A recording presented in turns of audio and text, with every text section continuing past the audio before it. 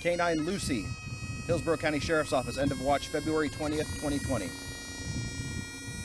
K-9 Toby, Hillsborough County Sheriff's Office, end of watch July 29th, 2024. K-9 Max, Hillsborough County Sheriff's Office, end of watch September 15th, 2024. K-9 Diesel, Manatee County Sheriff's Office, end of watch October 31st, 2024. K-9 Archer, Madison County Sheriff's Office, killed in the line of duty, end of watch July 5th, 2024. K-9 Roxy, Miami-Dade Sheriff's Office, killed in the line of duty, end of watch February 1st, 2025. K-9 Taz, Tampa Police Department, end of watch January 29th, 2025. K-9 Krieg, USFPD, end of watch March 25th, 2025.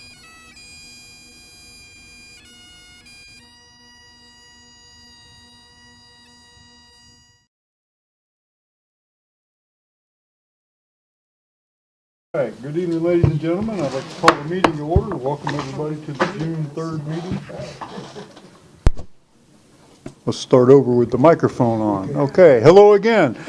I'd like to welcome everybody to the June 3rd meeting of the Temple Terrace City Council. Remind you to please silence your electronic devices, and if you would, please stand and join me in the invocation and the pledge.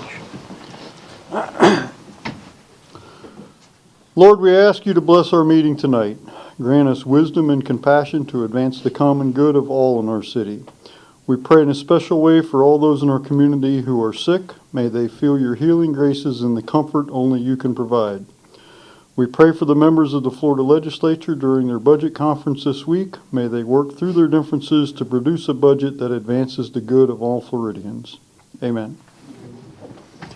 I pledge allegiance to the flag of the United States of America and to the republic for which it stands, one nation, under God, indivisible, with liberty and justice for all.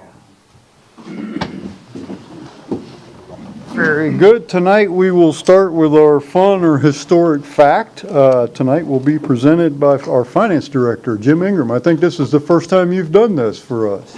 Yes, it is. So, very good. Well, welcome. I hope it's fun. I think it's fun. Thank you, Vice Mayor Schischler, for asking me to do this. It was his pleasure, I'm sure. I have a long history in this area. In the 70s, I lived in Carrollwood, and Temple Terrace was that little city with the golf course beyond Busch Gardens. So, but in the 1980s, I got very familiar with Temple Terrace. In fact, I've lived and worked in and around this area for over 40 years. In fact, in 1985, 40 years ago, I was driving down 56th Street to go to work at Today's Video, one of the first video stores around in this area, just south of 56th Street. Not on 56th Street, just south of Bullard and Bush, right next to the old Subway sandwich shop, which is still there. Right across the street from where the CRA is now, there used to be the public shopping center, Casey's Barber Shop, Baskin Robbins. Yeah, I liked to go to Baskin Robbins back then. So I've seen some of the businesses have changed, some of them have moved on, some of them still remain. But I want to talk about a little bit about some of the local government history, and particularly in the venue or the category of innovation in local government. I saw that in our archives, the 1984-85 fiscal year budget.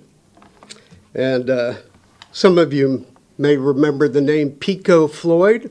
He was city manager. Thomas Bonfield was the assistant city manager and director of finance and administration at that time. Just a couple of interesting facts. Ad valorem revenues were $970,000, almost $19 million now. The total general fund budget was $4 million. We're 10 times that much now. By 1986, Tom Bonfield became the city manager, and I'll talk a little bit about him in a minute, but first of all, Pico Floyd, he was an interesting character. He was city manager of Savannah, Georgia in the late 60s. In the 1970s, he was city manager of Clearwater and became the county manager of Hillsborough County before he ended up coming here, and I believe he lived here. He also taught public administration at USF. In 1979, Pico Floyd co-founded the Florida Innovation Group with Temple Terrace resident and former ICMA manager. ICMA stands for the International City and County Management Association. Bob Havlick, he was a Temple Terrace resident, and a man named B. Harold Farmer, who was the city manager of Gainesville, Florida. And the three of them created this nonprofit organization called the Florida Innovation Group. The organization sought to advance innovative ideas and technologies in local government and grew into a national organization during the 1980s. The city of Temple Terrace was one of its many participants in Florida. Through this participation, the city became one of the early adopters of using the internet and became part of the first local government bulletin board where local government managers and directors could easily exchange ideas and documents. They started using this thing called email. Exchange ideas and documents electronically. One of the things that the innovation groups did also was publish some books. I have one here called Cost-Saving Ideas in Local Government, printed on recycled paper, as noted. That was big back then. That was innovation in 1992. By the way, yes, I did work for this organization for 25 years, and so that's where my connection comes in. In fact, I helped put this book together. But on page 46, we have an example from the city of Temple Terrace. Recreation surcharge helps upgrade equipment. It lists Temple Terrace's population as 16,000 at that time. And it says it generated $15,000 to $20,000 annually of new revenue to help pay for recreation programs. On page 40, I thought Mr. Nazario might be interested in this one. Video interviews reduce hiring costs. And it lists the contact here as Woody Hubbard. You probably remember Mr. Hubbard, Human Resources Director. Video interviews, that's innovation. So, just interesting the history that City of Temple Terrace had in this organization and in advancing the cause of innovation in local government.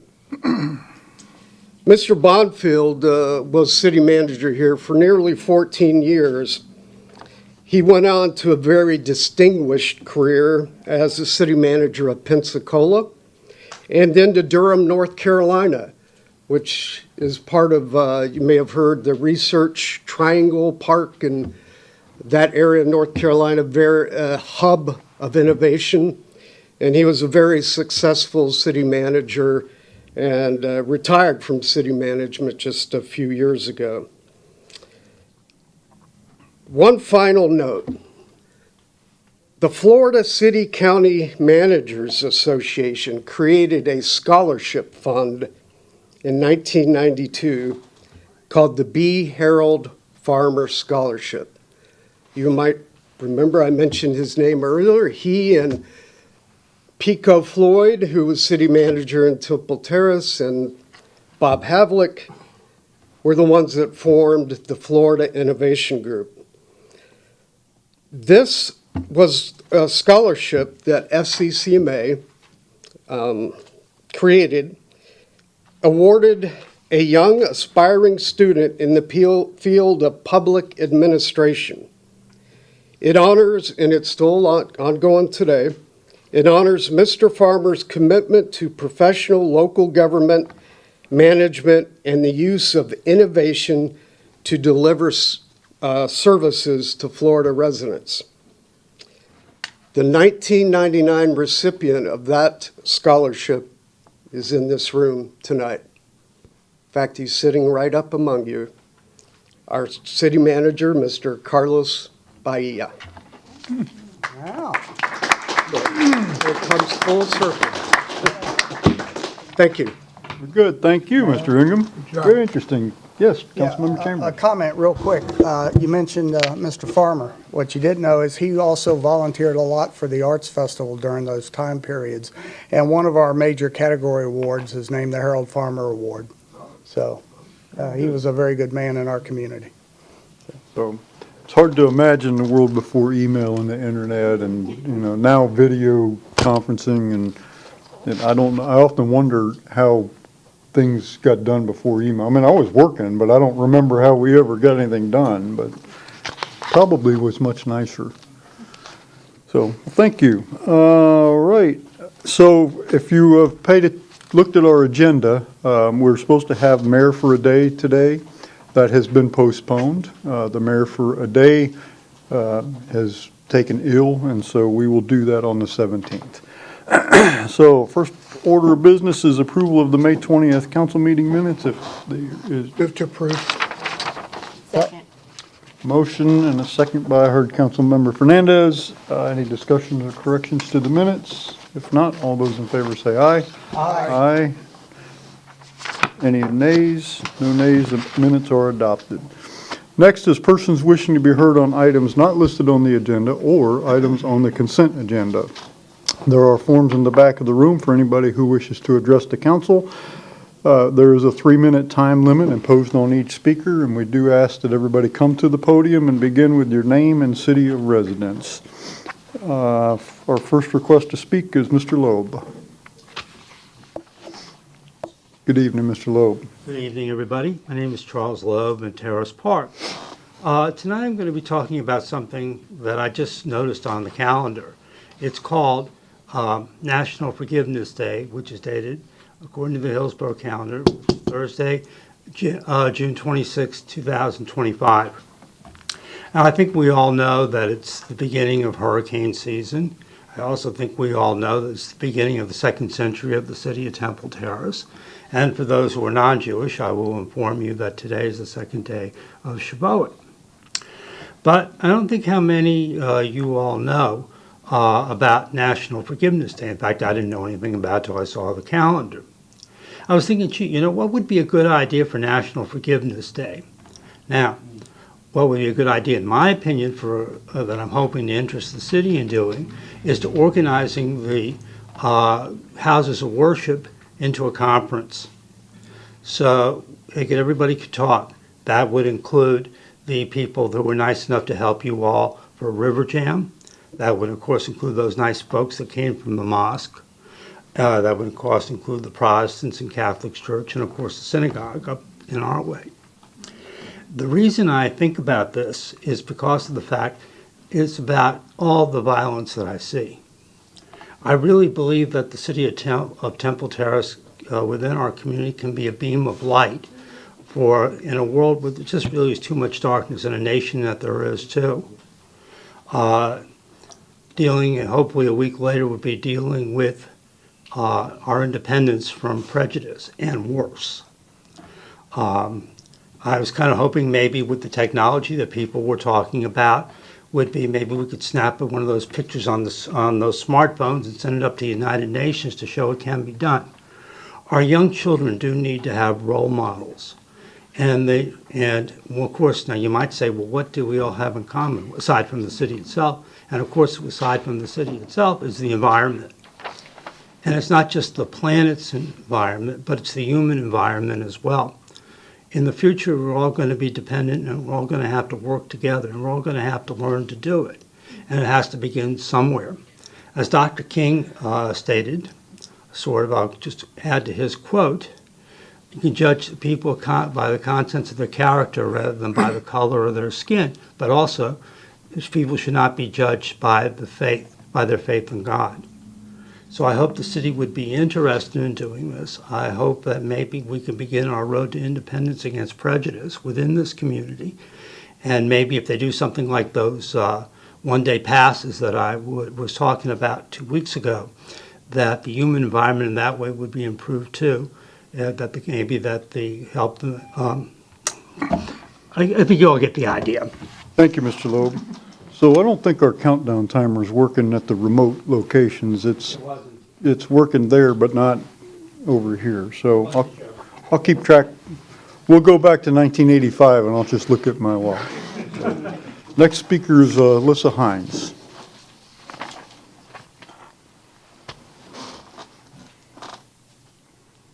Good evening, Ms. Hines. I actually also have samples to just kind of help you guys go along with what I... You can provide it to the clerk, please.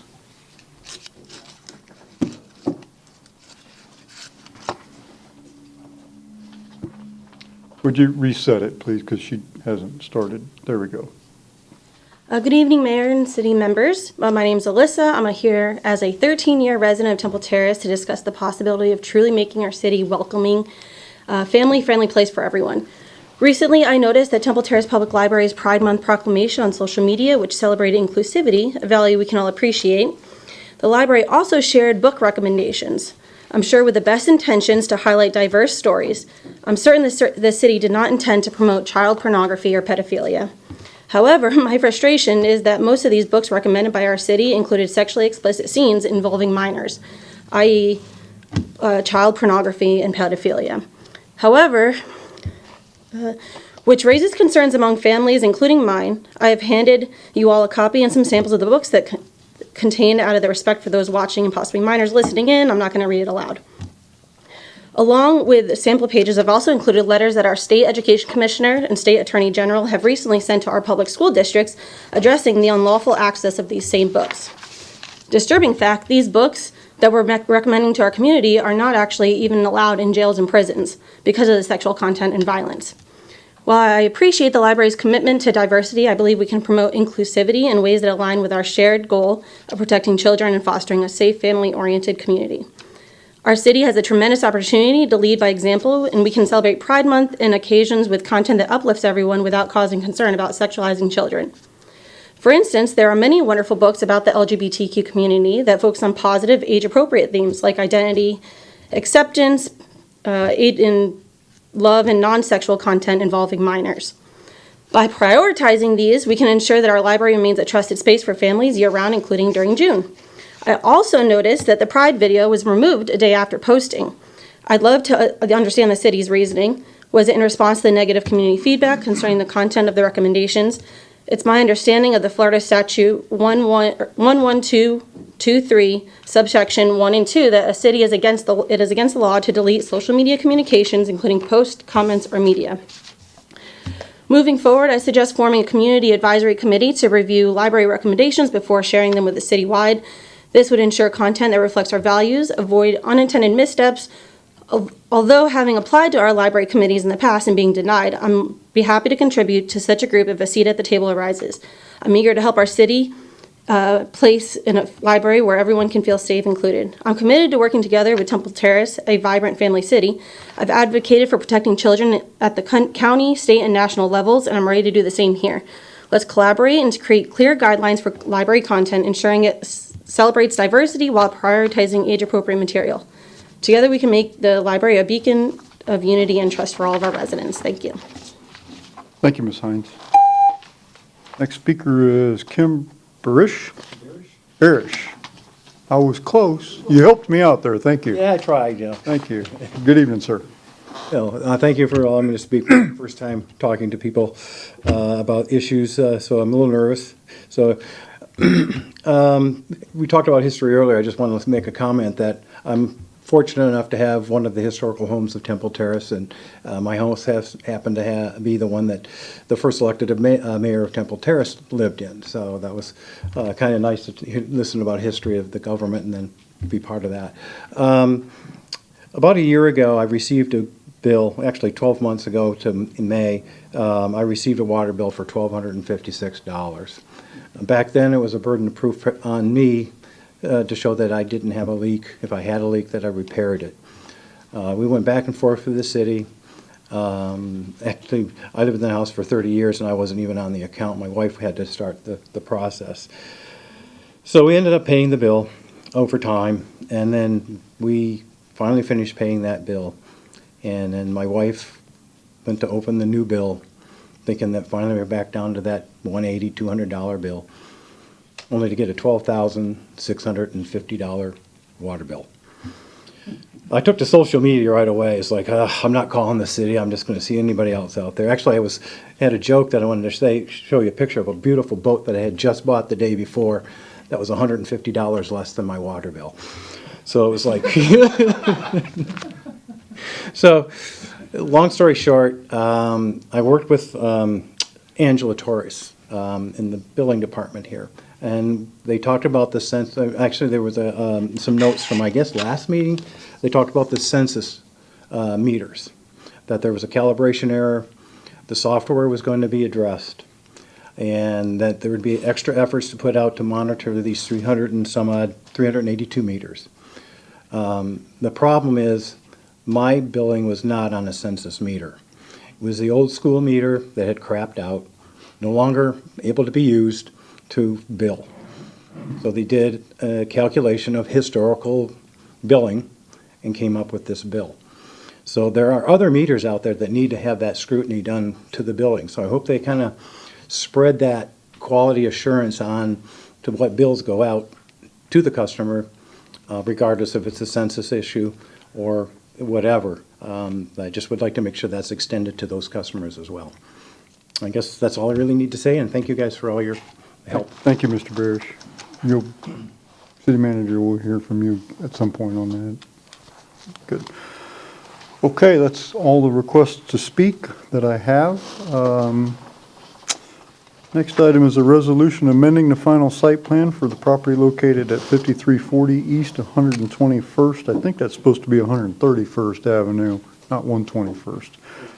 And our planner, Malik Hall, is here to explain. Good evening, Mr. Hall. Good evening.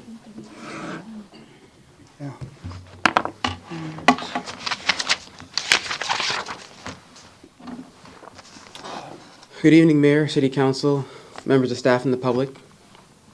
As it was mentioned, we're here today for a site plan amendment for 5340 131st Avenue. This is an aerial of the property. It is a commercial site at the corner of 131st Avenue and North 56th Street.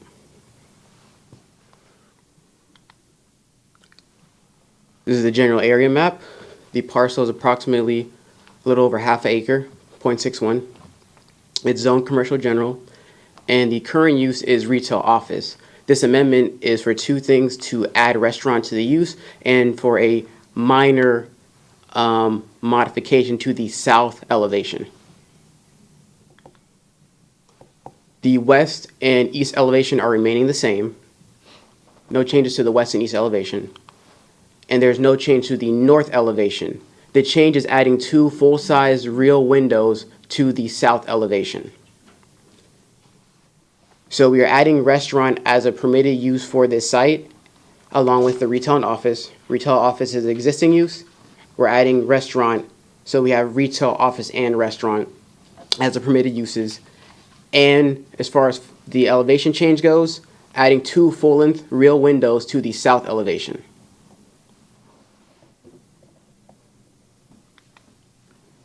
These are the proposed conditions for the application. Just a condition binding the application to the site plan submitted through the application process, the site plan review process. Binding the application to the elevation submitted through the same process. Binding it to the section 12-380 for the site plan expiration. And as well as we're codes do not conflict, the standard land development code will apply. So just to reiterate, this amendment is to change the south side elevation to add 2 full-length rear windows and to add a restaurant to the permitted uses. Thank you, Mr. Hall. Are there members of the public who wish to comment on this item? I see the petitioner's representatives are here. Do you wish to say anything? You don't have to. It's up to you. You're welcome to if you like. Okay, good. Council members, are there questions? Councilmember Fernandez. I have two. In adding the restaurant use, which I don't have any opposition to, but are there any requirements structurally to the building itself, like meaning air exchange or heights, like interior heights or anything that would have needed to be different in order to have a restaurant in this space? No, any changes necessary are handled through the building permit process for the permits for the build-out. So any modifications of the interior are through the build-outs for the unit. Okay, and then my only other question is about parking. Is the parking field adequate for a restaurant use? Yes, through the application process, the parking ratios were checked to make sure that the addition of this restaurant use would not create a deficiency in parking. So no deficiency in parking is created. To add to that, if there were to be other uses added to the, not other uses, if there were to be other restaurants added to this site, the parking ratio will still be checked with each addition to make sure there's no deficiency created. Okay, so just by changing this use, we aren't necessarily going to, each time that use would be added, they would need to come in front of the city to make sure that the parking was adequate. Yes, to add other uses, not to add other restaurants. So if the council were to approve tonight this resolution, then that would be adding restaurant as a use. So every restaurant added after that, which would be at the building permit level, would be checked to make sure it does not create a parking deficiency. There's employees in the seating arrangement affect the required parking for the site. Okay. So each time that's checked with each build out and proposed restaurant. Okay, thank you. Other questions, council members? I have one, Mr. Hall.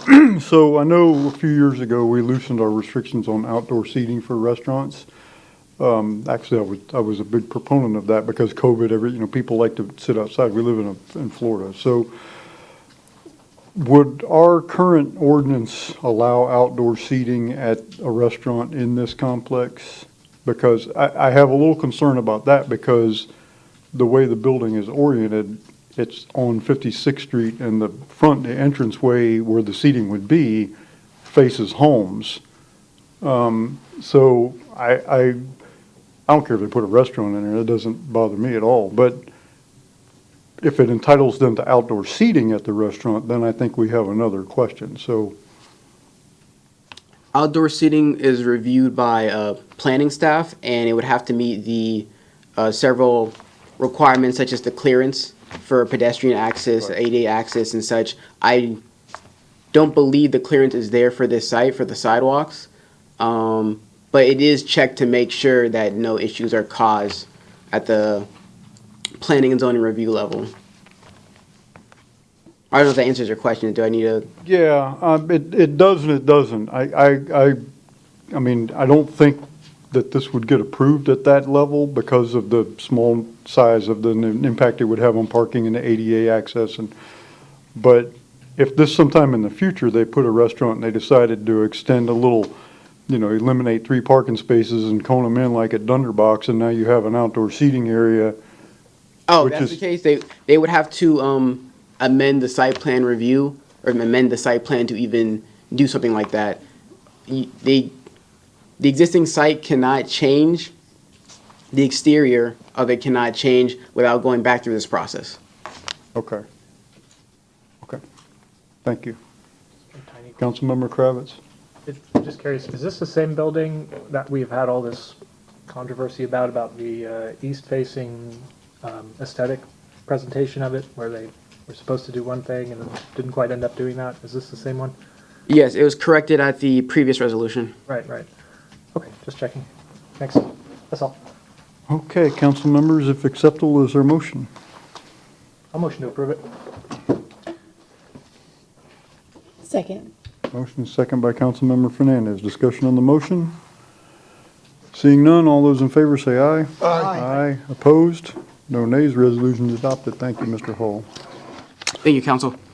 Next is a resolution approving adjustments to the fiscal year 2025 budget, and our Finance Director, Jim Ingram, is here to explain. Welcome back. Thank you. Good evening, Mayor Ross and City Council. During the first 8 months of fiscal year 2025, a few additional revenues and related expenditures not included in the adopted fiscal year 2025 budget emerged. Exhibit 1 contains 5 additional revenues and related expenditures needing an addition to the general fund budget for fiscal year 2025. First is the A-Tree program. Community Development spent $19,962 to purchase a variety of trees for the tree giveaway event in March. The purchase is being funded from the city's Adopt a Tree program. 2, the Boat Improvement Grant. The City of Temple Terrace in 2021 received a $250,000 boat ramp improvement grant from Hillsborough County. Leisure Services recently discussed with the county that we are ready to start multiple projects relating to this grant. The first project is the renovation of the dock at River Hills Park. The lowest quote for this job was $48,415.20. Third, the iPass, or also known as PD Bike program. This is an initiative designed to educate the public in safe driving, walking, and biking behaviors and to increase compliance with traffic statutes to reduce traffic crashes that result in fatal injuries to both pedestrians and bicyclists. The City of Temple Terrace Police Department participates in this program administered through the Florida Department of Transportation in coordination with the University of North Florida's Institute of Police Technology and Management. To date, in fiscal year 2025, the city spent $11,019 in police personnel qualifying for reimbursement. Fourth, we have the HR Wellness Program.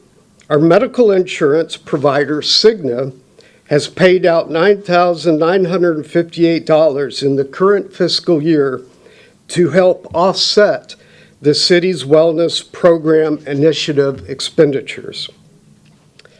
And fifth, the FDLE drone replacement grant.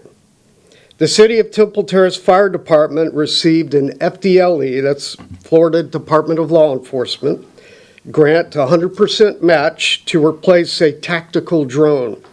Cost and grant funds received totaled $18,621.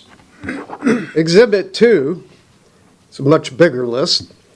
It contains a detailed list of fiscal year 2025 expenditures qualifying for FEMA reimbursement. These are for expenditures related to Hurricanes Milton and Helene. Although FEMA reimbursements have neither been received nor obligated, we are allowed to add these to our budget as expected revenues.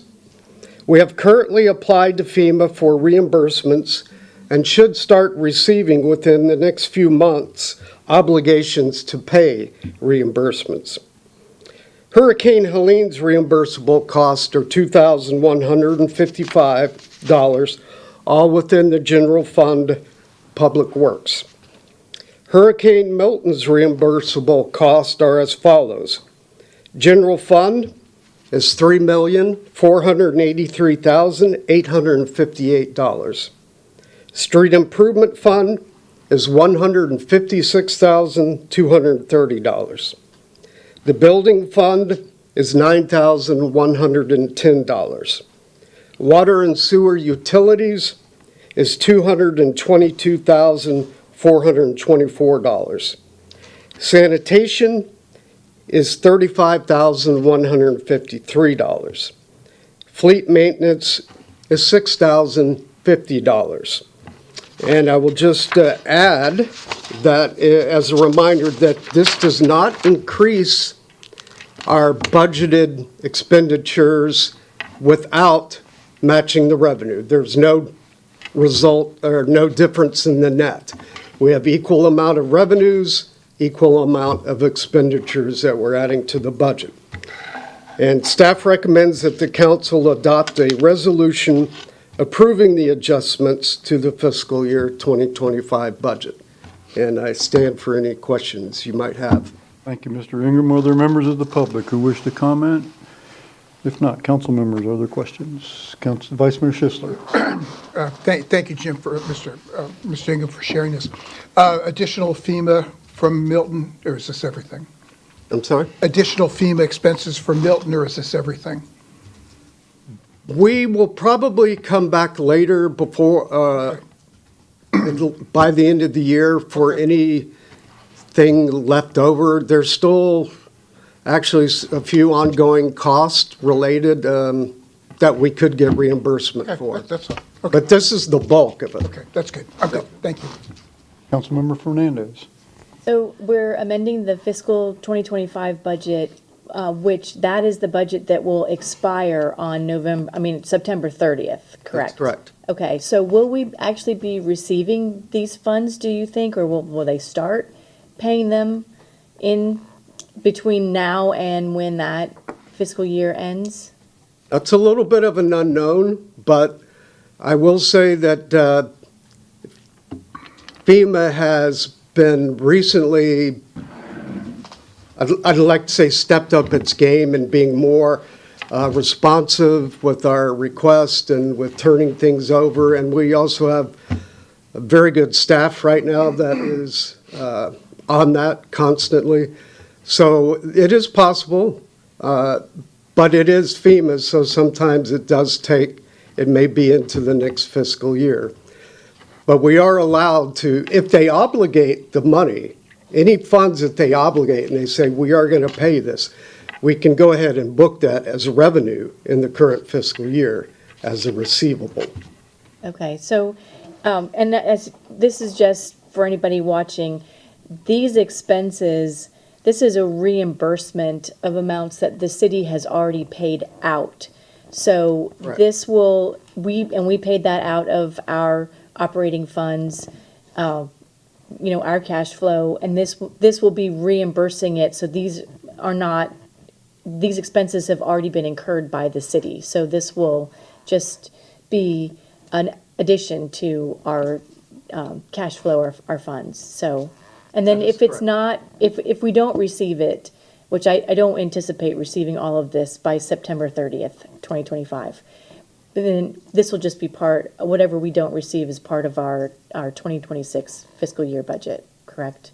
Well, it will flow into our revenues for '26. Yes, we actually, this year, we've gotten FEMA reimbursements from Idalia and Ian, storms that were 2 years ago. You're receivable. So, no, that's it. Okay. No other questions. Is there a motion to approve? Move to approve resolution approving the adjustments to the fiscal year 2025 budgets. Second. Motion is second. Discussion of the motion? If not, all those in favor say aye. Aye. Aye. Opposed? No nays. The resolution is adopted. Thank you, Mr. Ingram. Next item on the agenda is a resolution approving the employment agreement between the City of Temple Terrace and Linda Sater for the position of city clerk. I will walk you through briefly the contract, which is pretty straightforward. I did talk with Mrs. Sater this afternoon, and she had read the contract, and she's fine with it, although she hasn't signed it yet. We have to get her electronic signature or something on it. We'll figure that out. So I'm not going to read the whole thing to everybody, but Section 1 deals with the duties basically the job description of the city clerk. Section 2, regarding compensation, the only unusual part of this is that we are giving Mrs. Sater a $5,000 relocation bonus. However, if she does not stay for a year, she has to pay that back. It'll be deducted from her final paycheck. The term in Section 3, as you'll recall, the city manager's contract are 3-year increments. However, the city attorney and the city clerk this contract is just in effect until one of the parties terminates it. Section 4 regards termination and severance pay. There are a few minor changes in this from the previous city clerk. If Mrs. Sater is terminated without cause in the first 12 months of her employment, she will receive 10 weeks of severance pay. If she is terminated without cause after 12 months of employment, she will get 20 weeks of severance pay.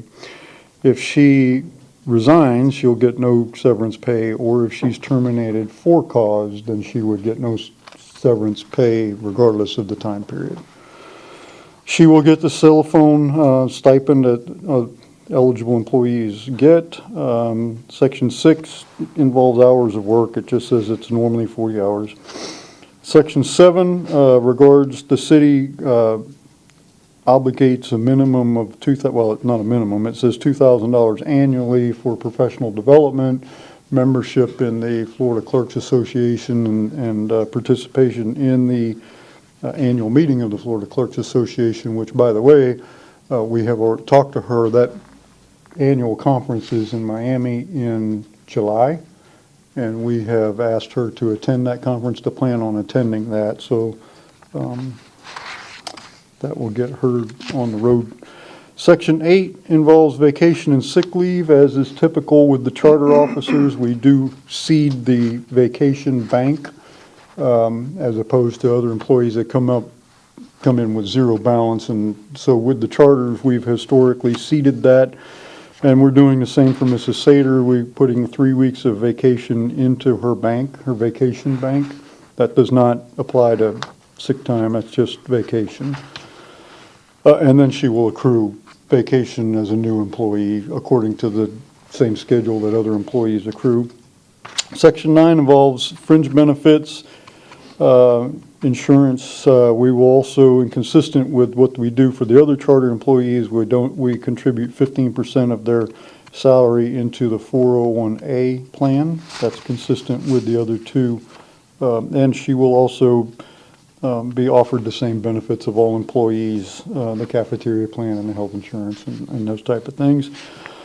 And that is about it. I'm happy to answer any questions if I can. And Mr. Nazario, I'd like to thank him for his assistance in going back and forth here, and also like to thank the Deputy City Attorney who has reviewed the contract for legal sufficiency. So, Vice Mayor. I have one question. When we do our budgets at the end of the year, at the end of the fiscal year, we normally allow for increases for the charter employees.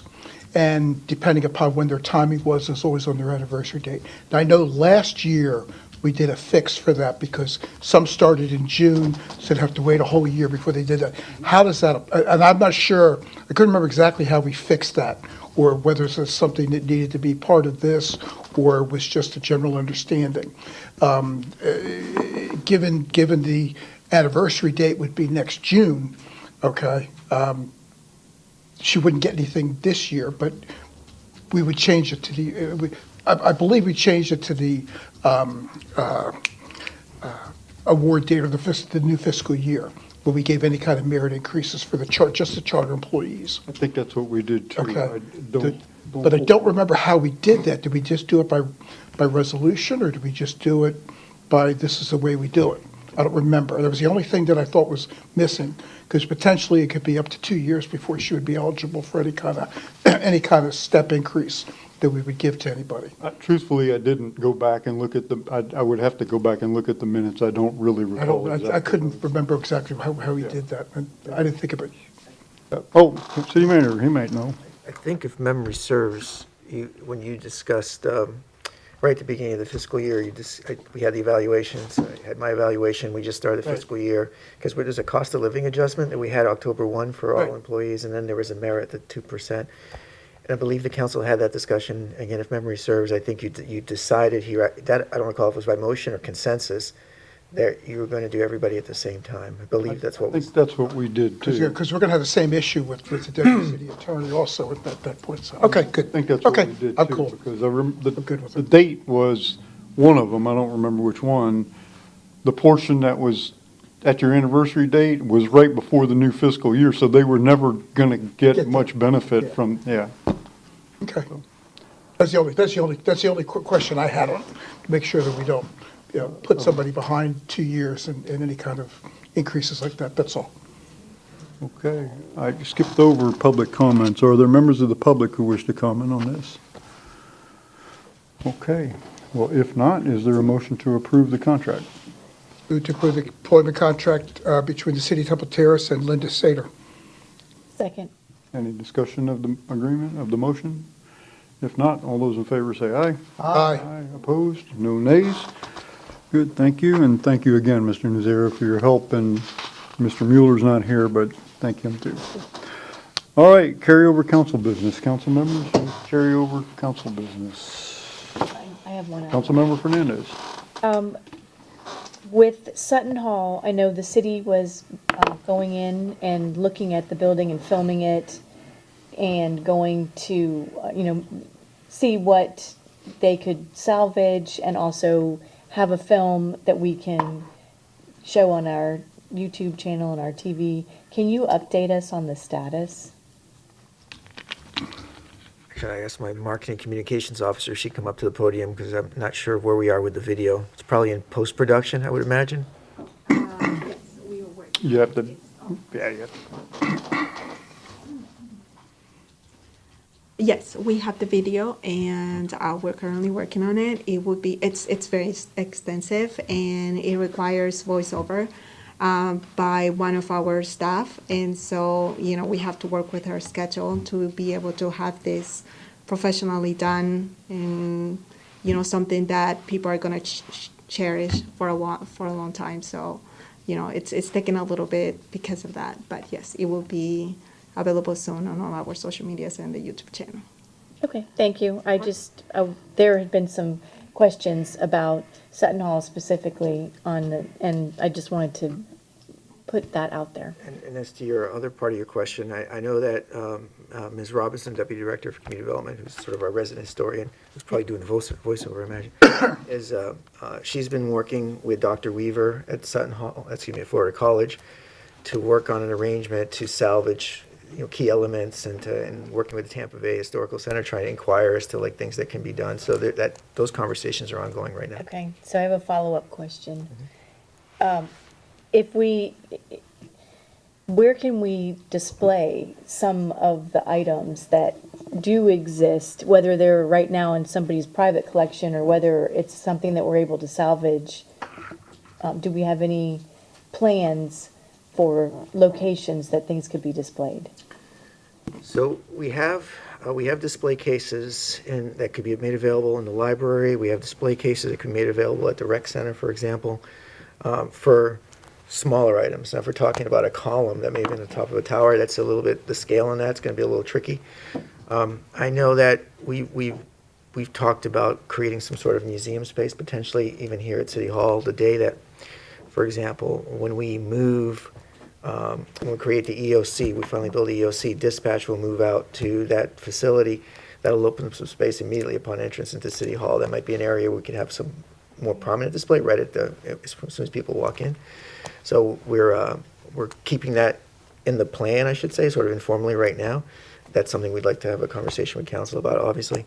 And then we're also contemplating an area to store some of the historical artifacts that we have heard that several members of the community may have, but we have yet to actually go in and archive, not archive those, but document and figure out what are we talking about, how big is the collection, and things like that. And so once we are able to do that, I think we have some opportunities for storage And then again, it'll be the display space. I think it might line up in terms of timing because the EOC will be built, has to be built by end of February 2027. So these things might kind of play out over the next couple of years. In the meantime, again, small items we can put in those displays at those existing facilities. Perfect. Councilmember Chambers. Also on that, the city has been given permission by the Tampa History Museum to have a display area at their museum for 2 months, and I know Ms. Robinson's working on that display along with others in the community. Okay. Other council business. Councilmember Kravitz. I wanted to suggest a field trip. Everyone likes field trips, so I was thinking maybe we could work on our communication by going to Starbucks downtown or Burger King at some point in the future. It could be properly noticed, so no sunshine violation. Maybe I've always hoped and believed in personal connection. I think that's really important, reaching people in that way. Is there anyone who's interested in taking me up on that? Like putting out a town hall or like a neighborhood meeting? Yeah, chiefly where we could talk about just outside of this formal setting. I've gotten the idea from people who are on other boards on the county level, so that was the inspiration for this. I thought it might be nice to break out of this mold and just kind of meet each other as people, with the proper notice, of course, and also with the required sunshine law rules. I have no issue. Yeah, a variation of Coffee with the Cops or something like that. There you go.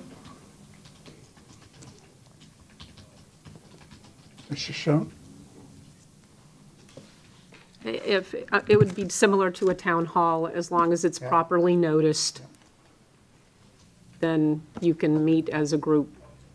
It needs to be within the city limits, though. I figured it would be appropriate if we went downtown.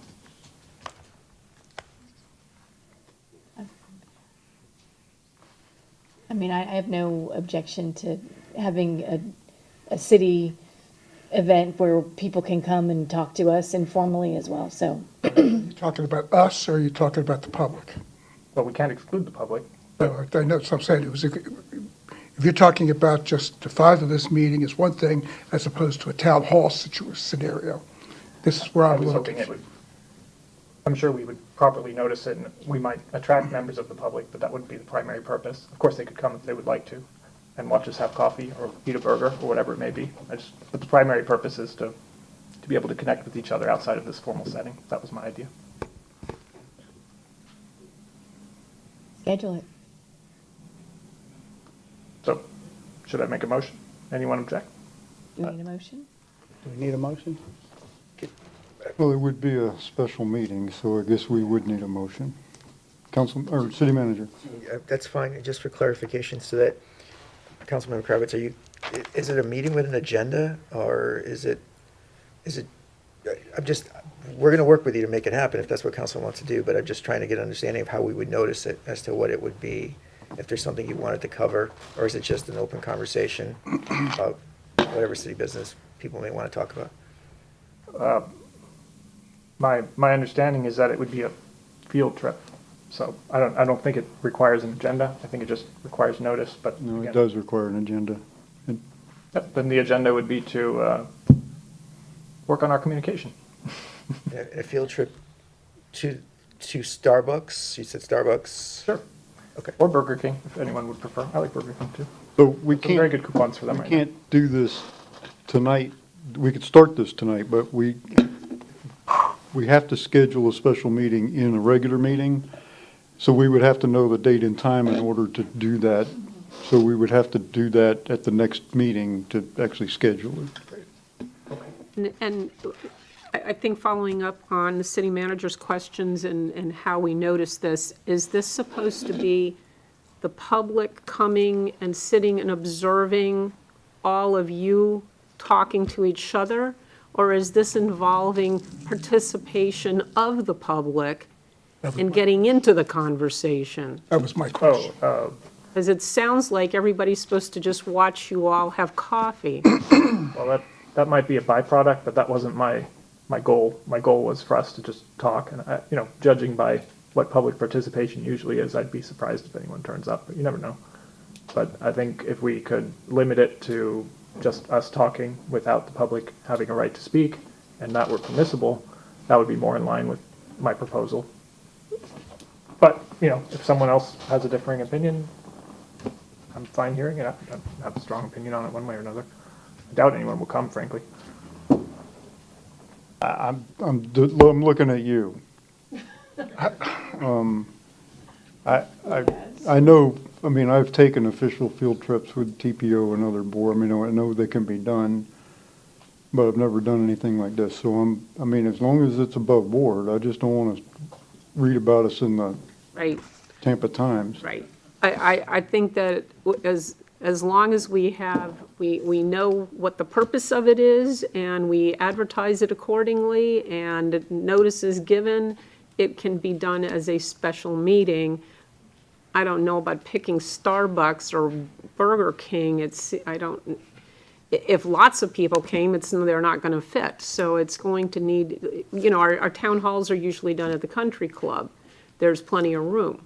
So, Or like, we could meet at the country club. I don't have a problem with that. My thought about Starbucks and Burger King is that they're both ADA compliant, which I believe is a sunshine law requirement.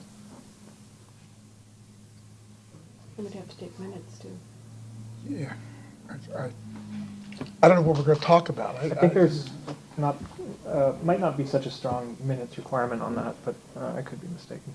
No. Anyway, I'm sure someone will be able to find a good venue. Don't get hung up on Starbucks or Burger King. Those were just my thoughts.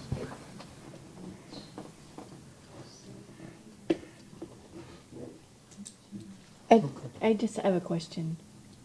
Is it possible as the special meeting to basically have an open forum where the council can talk informally, but also the public can interact with the council informally, versus a town hall where we're usually sitting at a desk or, the table in the front of the room and maybe taking questions? I'm familiar with that format. Is it possible to have a more informal special meeting? It is, as long as you decide ahead of time what the format of this is going to be, with the town hall purposes, so that the citizens can ask questions and receive answers. Again, this is sounding more like an invitation to coffee, where the public can and should be able to show up if all of you are present, and to just really sit and listen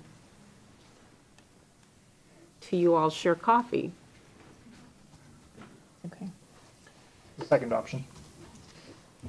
Couldn't we do this much like we do the budget meetings at the library conference room, and set a rectangular table up and have the public, that's a city building, it's open to the public. They don't have to buy anything to be there. And we can spring for the coffee ourselves and just get somebody to deliver some coffee, and could we do it there? I have no problem with it legally, But it seems to me like that's, perception-wise, that's more of a public, that's a city building that's open to the public anyway. Right. And there's room in there for the five of us to sit around a table, and the public can sit like they are here. I like that idea, and it's not endorsing any particular business. And they can hear everything that's said. If we're huddled up at a table in Starbucks, they might be there at the next table, but they can't hear Right. the side conversations that are going on. They may not be able to hear that. In that setting, they would be able to hear everything. Whatever everyone's comfortable with. I'm easy, whatever. Okay, well, just city manager. All right, so if we were to go down that direction, we can find availability between now and the next meeting. We'll determine availability, if that's the direction of council, to use that particular room. Provide you some dates for you to consider. A question I would have is this something you'd want us to record? In terms of, we can take minutes, obviously it's a public meeting, we'll have to take minutes, but record like we do these meetings. Not necessarily transmit it live, because we're going to be at the library, that'll be tough, but that's another question we would have. Without a specific agenda, I don't think so. It's, you know, we're I wouldn't see any. the citizens kumbaya, so it's, Whatever makes it less formal, so for me, no recording, for sure. I think that's acceptable. Okay. Good. Any other council business? I got one more thing. Mr. Kravitz, Councilmember Kravitz. I'm going to pass this out because I can't do a PowerPoint. So this is about 1, 2, 3, 4. This is about, and I have extra copies here in case anyone from the public wants it. Oh yeah, of course. So this is just a thought that I had about the parking layout at Riverside Park. And I had a nice chat with the city manager, and he said that we were approaching the 60 to 70% completion mark for the planning process from health. So I thought this would be the moment to strike. So I have, it's just really a simple adjustment, and I'm not proposing that we endorse this as the final layout. What I would like is for health to provide 2 samples. So one of the proposals from them could be the existing one that they're working on with the parking in the actual park, and another one that they work on, a second option for us to consider, would be to relocate the parking to east of the retention pond at Springdale. And I think this has a couple of benefits, which I've put in this paper here. One of them is you won't have traffic going in and out of, okay, I thought you wanted to say something, that's fine. One would be that it limits traffic on River Hills Drive. So you'd have cars going in and out of this loop that Health has designed, and that would slow traffic down as it progresses to 56th Street. And with this second option, you wouldn't have that. The traffic on River Hills would be unobstructed. Another advantage would be that this parking is in the midpoint between downtown's pedestrian area and Riverside Park. So that was the other benefit that I saw here. And of course, the biggest benefit is that it increases the amount of available pure green space in the actual park itself. So those were just a couple of thoughts. I don't know if anyone has any sympathy for this. I've had a small mock-up made here, just sort of what the parking might look like if it were abutting Springdale Place in the second option there. But obviously the final design would be from Half, and I have no idea what it would end up looking like or what the practicalities would be. All of those details would be for them. And again, the goal is not here to say do A or do B. It's just we'd like to see A and B as options before we finalize the design for the park. Does anyone have any thoughts on that?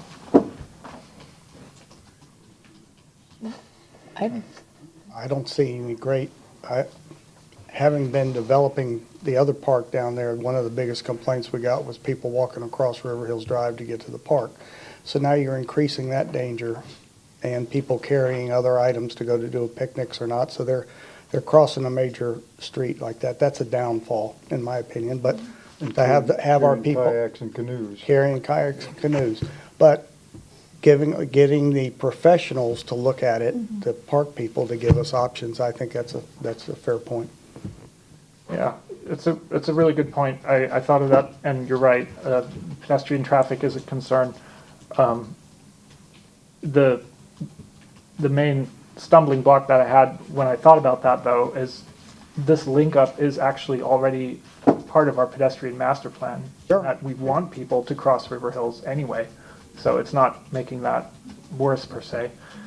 And also, if you have people parking at the Riverside Park, some of them might take the parking space there and then walk north to downtown, and that would be something that you'd be not having in this scenario. So I don't know how it would all play out in detail.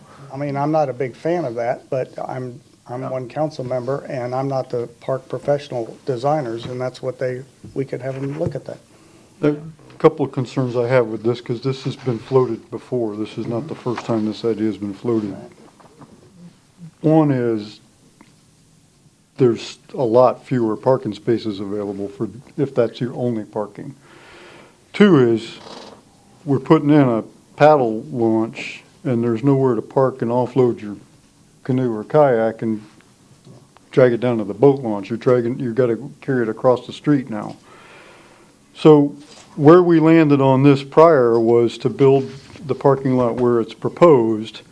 However, the idea of putting additional parking spaces there is not a bad idea, but we've also had concerns about the people on the east side of that road that now have parking spaces directly across from their driveway and might not like this idea a whole lot of having people parking right across the street from them.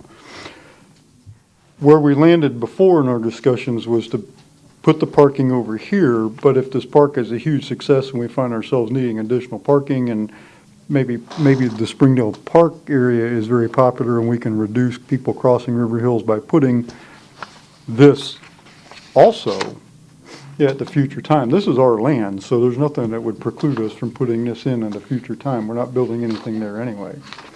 So that's where we landed before on that. I mean, it's up to the council. I'm not crazy about spending additional money on the design for something that if we know we're already kind of leaning towards doing it the other way. But this idea of parking along, and actually the parallel parking is a good idea, actually, I like that. Take less of the park space, less intrusion, so, but I wouldn't think it's an either or, I would think it's maybe a both and. Do the other one first and see what happens, but we always have that to augment. That's just my 2 cents. Maybe they could do 3 designs. Maybe they could do 3 designs. Well, they'll design whatever we want to pay them to design, but all that stuff costs us money to do. Mr. Bay, any thoughts on this? So I know that Councilmember Kravitz, he shared this with me before. I think all the concerns that have been raised here, the items that have been raised are still valid. One thing to consider that hasn't been mentioned before is that the street parking will be viewed as street parking. And so I think natural tendency is people are going to use it for their college kids to park there, or somebody, family guests and things like that. And so the spaces on the street are more likely to be used for alternative uses, not necessarily park uses, which we could address by signage and enforcement, but that can be touch and go. Whereas if you have the spaces located in the park, it's a little easier. We can gate the park and close those spaces off when it's not park hours, so that people don't use it as a permanent parking lot. It is correct, and I apologize to Councilman Kravitz. I know he brought this up before. I didn't have a chance yet to reach out to through Director Langfeld and HAF to get an idea of how magnitude of cost to make these changes. So I had alternatives. I don't have that information for you this evening. But I would imagine there will be a cost to do this extra work. I just don't know what it is. I could report back to you at the next meeting if that's what you would like us to do. We'll also let you know that we are starting to get pricing information for the park project. I did ask Mr. Langfeld and the HAF team to break it out in a certain way so I could understand, if we needed to phase this, and not this specific item, but the park design, things like that. So we're working through that right now, and I'm hoping to report that to you at some point over the next several weeks as well. Councilmember Fernandez. For this project, it is, the potential is there that we would need more parking.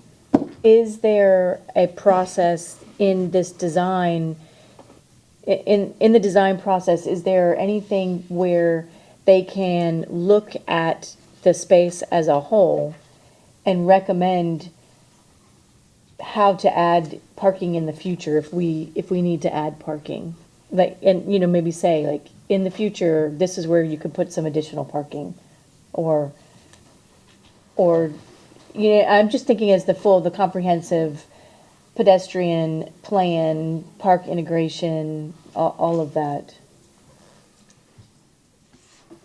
They might be able to do that, but I'm just thinking about this area. It's pretty limited in terms of the footprint. If you want to maintain, if you want to maximize your green space, there's not a whole lot to work with, and which is, I think, what Councilmember Kravitz is trying to get at, what is alternative here. So I can't conceptualize right now where they might think of adding extra parking beyond the alternative that he's mentioned here. As I mentioned before to the council, there are several dozen spaces available by Waverly Terrace Apartments, which is further to the north, that are city spaces, that is public space. That if we wanted to, if the area really blossomed into a real, high activity, attractor, we would use those spaces a lot more. We'd probably sign those differently so the public is, much more cognizant that those are for everybody's use. And that would help, but that's a little bit of a distance away from here. But again, I think people will walk, as I think the council member's point, people will walk if it's truly successful. Right. Now, carrying a kayak or canoe, it's a Right. different story, but if you're just, There. meandering around, I think they might park further away. Perhaps we could have a single or two or three, I don't know what the number of people who kayak is, but we could have dedicated kayak parking on the other side. They could be, only for people who have kayaks, so that they don't have to cross the street with the kayak.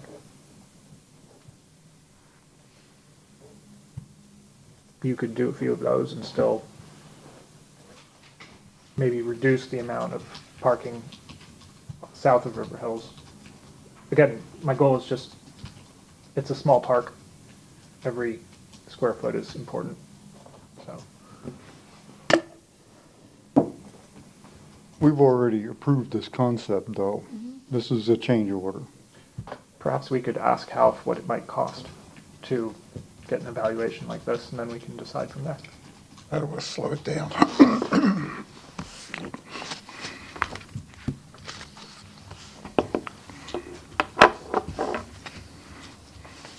I don't have an issue with the existing plan that we have picked. I see your points and the goal.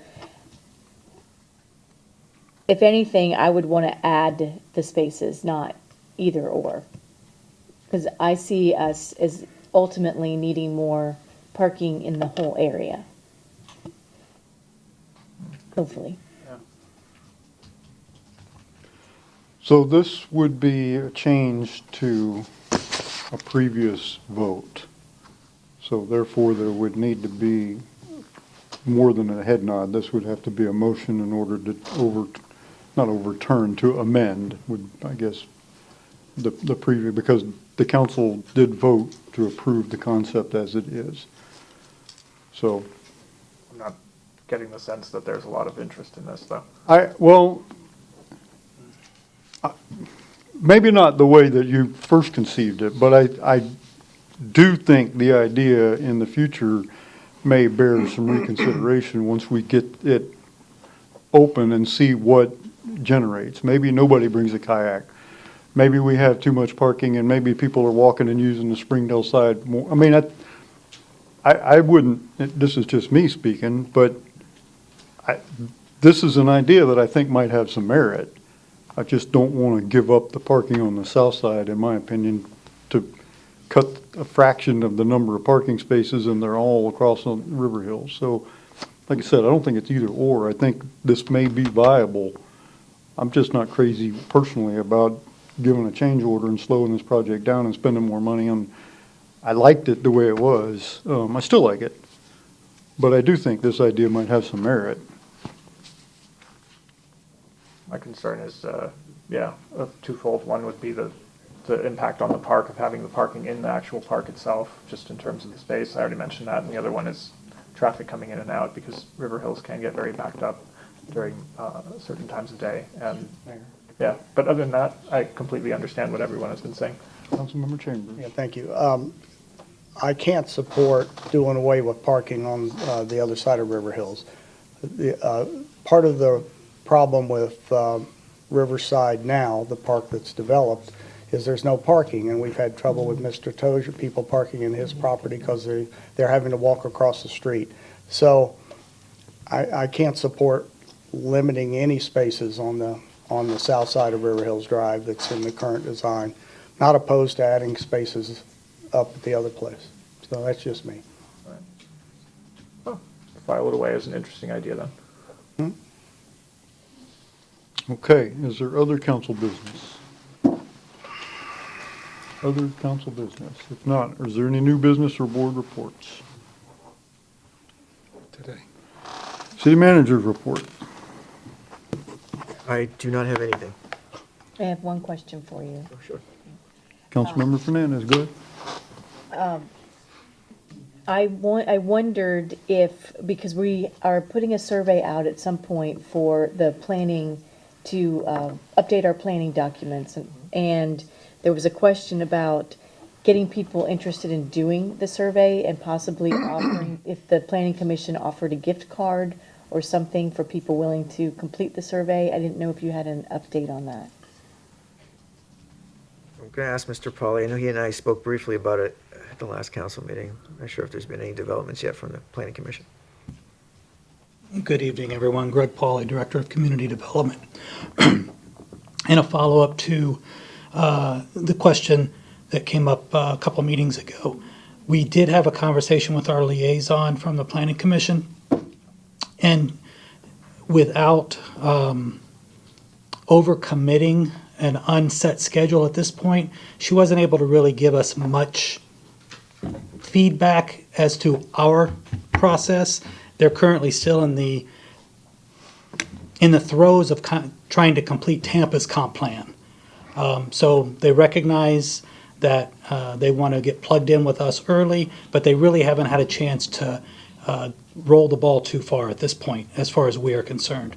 But we have shared some of these ideas with them, just informationally at this point. Okay, thank you. City Attorney's report? Thank you. I've got a lien reduction to report. This is for 6109 Oak Fern Court. There were two cases going back to 2019. One was for a garage door not being in good repair and overgrown grass, and the other one, there was some kind of a hole in the roof or perhaps just missing shingles. One of the liens had risen to $9,100 and the other one had risen to $3,210. The owner of the property passed away, and the property then went to his daughter who lived in Arizona.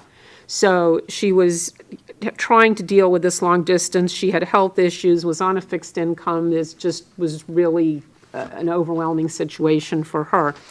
However, she has gotten into compliance, and I believe the house is going to be going up for sale.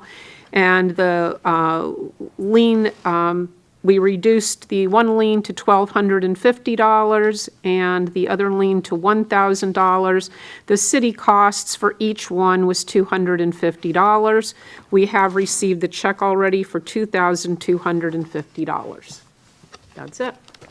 Thank you, Mr. Schoen. Is there other business to come before the board? If not, we'll stand adjourned.